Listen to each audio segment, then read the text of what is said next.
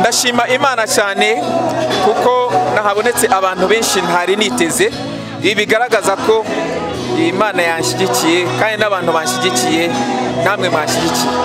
Ndi gusenga Imana kugira ngo izagumye gutanga ubushobozi kugira ngo ikomeze, kuko ingaruka nziza ishobora kugira mu buzima bwa Kristo bw'abanyeshuri ni nini cyane kurusha uko umuntu yabitekereza.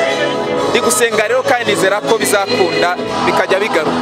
Nje nariteguye ibyo nagerageje gukora kandi byiza, nibwira ko hamwe n'umwuka w'Imana turi buze gufatanya kuzamura icyoro cyayo, biragenda neza cyane. Nyuma yaha ndagumya gukora ibindi bikorwa biganisha nyine ku kubwiriza ubutumwa bwiza mu ndirimbo no muri ubu buhanzi.